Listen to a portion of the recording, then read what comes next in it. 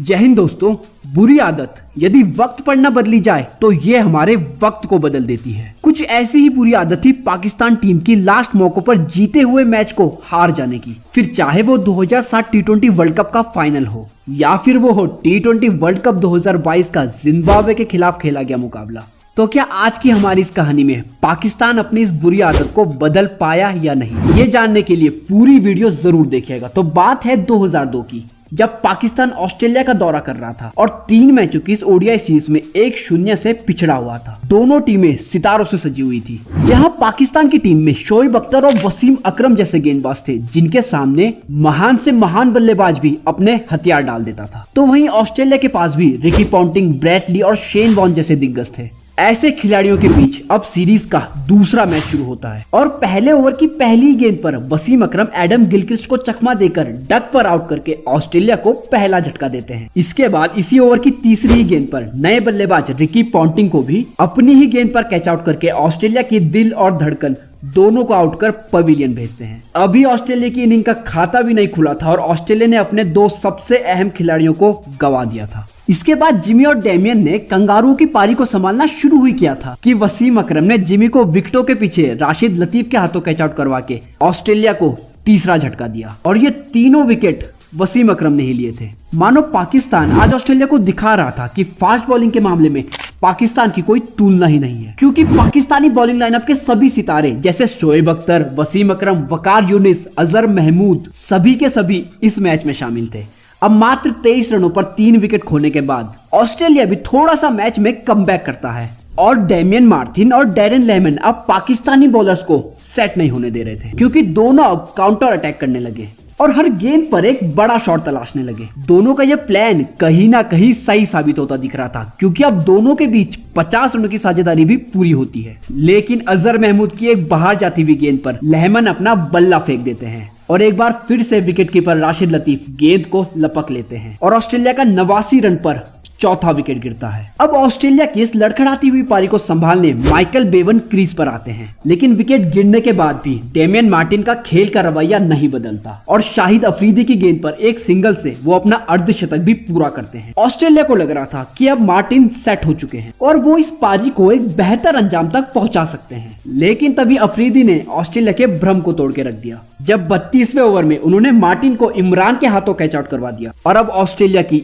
आधी team pavilion जा चुकी थी। इसके बाद अफरीदी यही नहीं रुके और अगले बल्लेबाज शेन वॉटसन को भी एलबीडब्ल्यू आउट करवा के ऑस्ट्रेलिया की बैटिंग लाइनअप की कमर ही तोड़ दी। लग रहा था कि ऑस्ट्रेलिया पाकिस्तान को एक चुनौतीपूर्ण लक्ष्य देना तो दूर बल्कि अपने 50 ओवर भी नहीं खेल पाएगा, क्योंकि इसके बाद अफरीदी ने स्पिन के जादूगर शेन वॉर्न को भी अपनी स्पिन गेंदबाजी में फंसाकर इस मैच में अपना तीसरा विकेट लिया और अब ऑस्ट्रेलिया का स्कोर 143 रन पर 7 विकेट हो जाता है। अब यहां से ऑस्ट्रेलिया के लिए खेल में वापसी करना बहुत कठिन था, क्योंकि इसके बाद शोएब अख्तर, जिनको अभी तक इस मैच में एक भी विकेट नहीं मिला था, वो एंडी बिशेल को बोल्ड मारकर ऑस्ट्रेलिया को 8वां झटका देते हैं। पाकिस्तान की इस गेंदबाजी के सामने ऑस्ट्रेलिया पूरी तरह से धराशायी होता दिख रहा था और पाकिस्तानी फैंस की खुशियों का भी कोई ठिकाना नहीं था, क्योंकि इसके बाद अख्तर माइकल बेवन, जो काफी देर से एक छोर संभाले हुए थे, उनको भी निक करवा के कैच आउट करवा देते हैं। अब ऑस्ट्रेलिया के पास 1 विकेट बचा था और स्कोर बोर्ड पर रन थे मात्र 164, जो कि एक ओडीआई फॉर्मेट में पर्याप्त रन नहीं थे। पाकिस्तानी गेंदबाजी ने उस समय की सबसे मजबूत टीम ऑस्ट्रेलिया को अपने सामने घुटने टेकने पर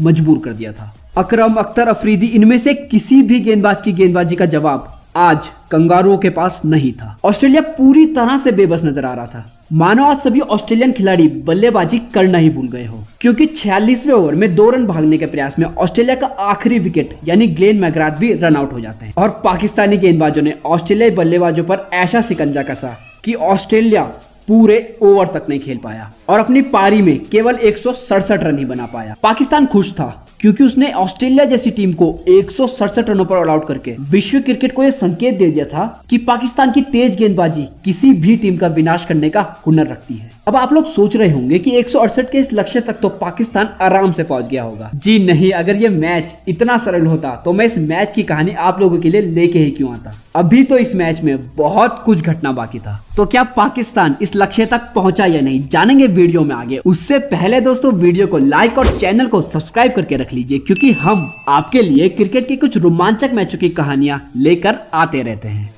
अब लक्ष्य का पीछे करने उतरती है पाकिस्तान की ओपनिंग जोड़ी शहीद अनवर और इमरान नाजिर। और पहले ओवर की तीसरी गेंद पर दोनों के बीच हुई मिसअंडरस्टैंडिंग के चलते शहीद अनवर बिना एक भी गेंद खेले नॉन स्ट्राइकर एंड पर ही रन आउट हो जाते हैं। और जैसी शुरुआत पाकिस्तानी गेंदबाजों को मिली थी, वैसी ही शुरुआत यहाँ ऑस्ट्रेलिया भी गेंद से कर देता है, क्योंकि इस विकेट के बाद अजहर महमूद ने एक चौका तो लगाया, लेकिन फिर ऑस्ट्रेलियन गेंदबाजी के स्तंभ यानी ब्रैटली ने पहले इमरान नाजिर को एलबीडब्ल्यू आउट करके पाकिस्तान को दूसरा झटका दिया। उसके बाद अजहर महमूद को भी 4 रनों पर आउट करके पाकिस्तान को चिंता में डाल दिया, क्योंकि पाकिस्तान की शुरुआत यहाँ ऑस्ट्रेलिया से भी खराब रही थी। ऑस्ट्रेलिया को जल्दी आउट करके पाकिस्तान इस मैच में अपनी जीत पहले ही समझ चुका था, लेकिन ऑस्ट्रेलिया ने पाकिस्तान के पहले 3 विकेट जल्दी लेकर पाकिस्तान को यह बताया कि ऑस्ट्रेलिया को यूं ही क्रिकेट दुनिया की नंबर 1 टीम नहीं कहा जाता है, क्योंकि ये टीम किसी भी समय किसी भी स्थिति में कमबैक करना जानती है। अब पाकिस्तान का स्कोर हो गया था 21 रन पर 3 विकेट, और यहाँ से पाकिस्तान को एक साझेदारी की दरकार थी। और क्रीज पर थे 2 नए बल्लेबाज यूसुफ यूहाना और इंजिमाम उल हक। दोनों ने यहाँ अपनी जिम्मेदारियों को बखूबी समझा और ऑस्ट्रेलिया पर काउंटर अटैक कर दिया। दोनों सिंगल डबल्स के साथ साथ बाउंड्री तो लगा ही रहे थे, साथ में अच्छी गेंदों को सम्मान भी दे रहे थे।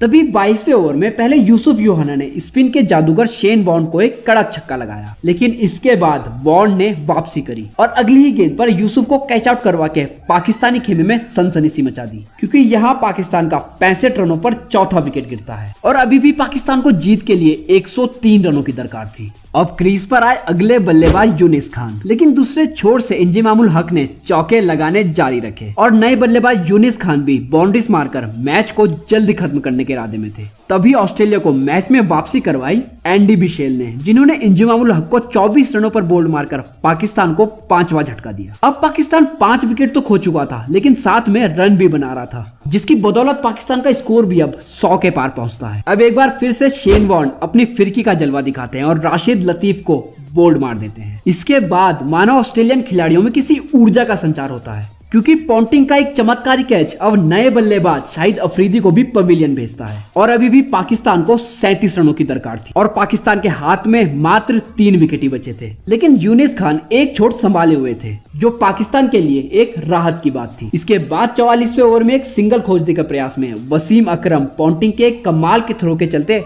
रन आउट हो जाते हैं। अब पाकिस्तान के पास 2 ही विकेट बचे थे और मैदान पर मौजूद सभी खिलाड़ी और दर्शकों की धड़कनें तेज हो गई थी। अब पाकिस्तान की सभी उम्मीदें यूनिस खान पर थी, जिन्होंने अब अपना अर्धशतक पूरा करके ज्यादा स्ट्राइक अपने पास रखी और इस मैच में पाकिस्तान के लिए कोई और मोड़ नहीं आने दिया। और 49वें ओवर में 7 गेंदें शेष रहते एक चौके से ये मुकाबला पाकिस्तान की झोली में डाल दिया। इस तरह खत्म हुआ रोलर कोस्टर पर बैठा हुआ ये मुकाबला और 168 के इस छोटे लक्ष्य की प्राप्ति करने में भी पाकिस्तान के 8 विकेट गिर गए थे, जो कि ये दर्शाता है कि ऑस्ट्रेलिया उन दिनों कितनी सक्षम टीम हुआ करती थी। यूनिस खान को उनकी नाबाद 56 रनों की पारी के लिए मैन ऑफ द मैच से भी नवाजा गया और ये बना एक ऐसा मुकाबला जहां पाकिस्तान ने अपने आखिरी समय में जीते हुए मैच को हारने की आदत को बदला। हालांकि इस लक्ष्य तक पहुंचने में भी पाकिस्तान समस्याओं से घिर जरूर गया था। तो आपको इस मैच की कहानी कैसी लगी, हमको कमेंट करके अपनी राय जरूर दें। हम जल्दी मिलते हैं आपसे क्रिकेट की एक और जिंदा दिल कहानी के साथ।